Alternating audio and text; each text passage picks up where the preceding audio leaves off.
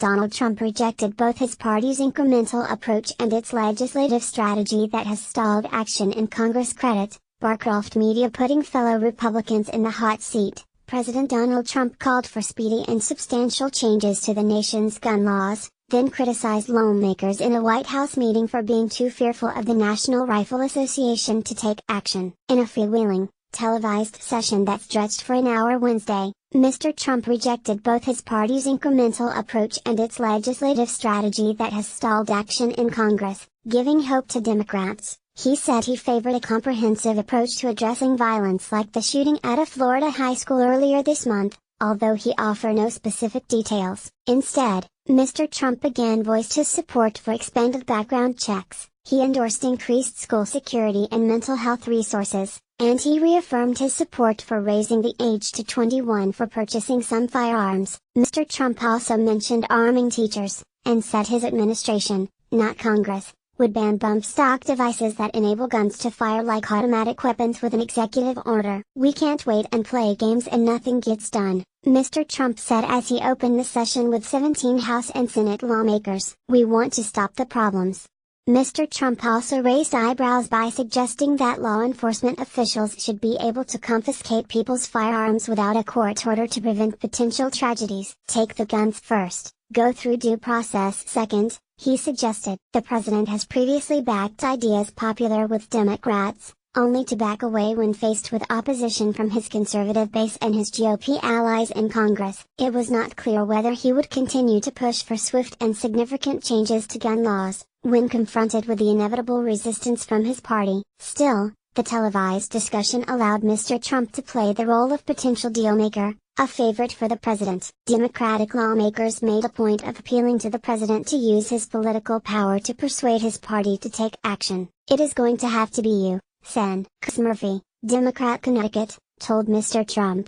Mr. Trump's call for stronger background checks, which are popular among Americans, has been resisted by Republicans in Congress and the NRA. Republicans have instead been leaning toward modest legislation designed to improve the background system already in place. Mr. Trump made clear he was looking for more and accused lawmakers of being petrified of the gun lobby. "Hey, I'm the biggest fan of the Second Amendment," Mr. Trump said, adding that he told NRA officials it's time to act. "We have to stop this nonsense." The White House meeting came amid fresh public debate over gun laws, fueled by student survivors of the massacre at Florida's Marjory Stoneman Douglas High School, who have been meeting with lawmakers on Capitol Hill. The school reopened Wednesday for the first time since a Valentine's Day assault killed 17. In quotes, Donald Trump on guns. Gun legislation has lost momentum in Congress as Republican leaders showed little interest in pursuing stricter gun control laws. Democrats said they were concerned Mr. Trump's interest may fade quickly. After the meeting, Murphy told reporters, "I'm worried that this was the beginning and the end of the president's advocacy on this issue. The White House has to put some meat on the bones. The White House has to send a proposal to Congress."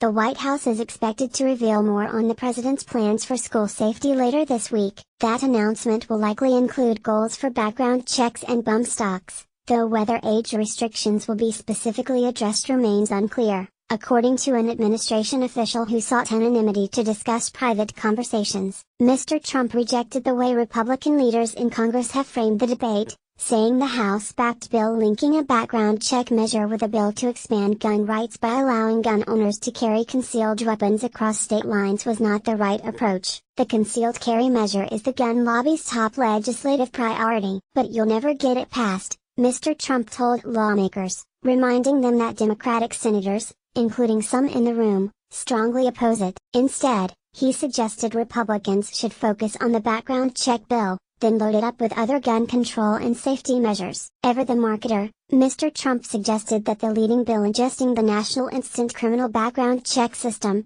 now known as FixNIX, could use a new name. "Maybe you change the title, alright?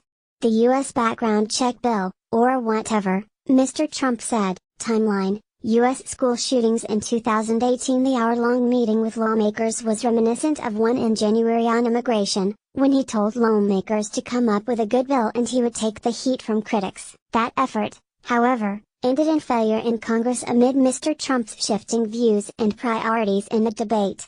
Among those at the White House Wednesday were Senators Pat Toomey, ARPA, and Joe Manchin, DW. Virginia, who are pushing their bill. It failed twice in the Senate after the 2012 Sandy Hook Elementary School shooting, to broaden background checks to include pre-purchase reviews at online and gun show sales. Mr. Trump asked Toomey if his plan to expand background checks included raising the minimum age for young people to buy an assault weapon. Toomey told the president it did not. Read more. Florida school shooting, you know why? Mr. Trump scoffed. Because you're afraid of the NRA.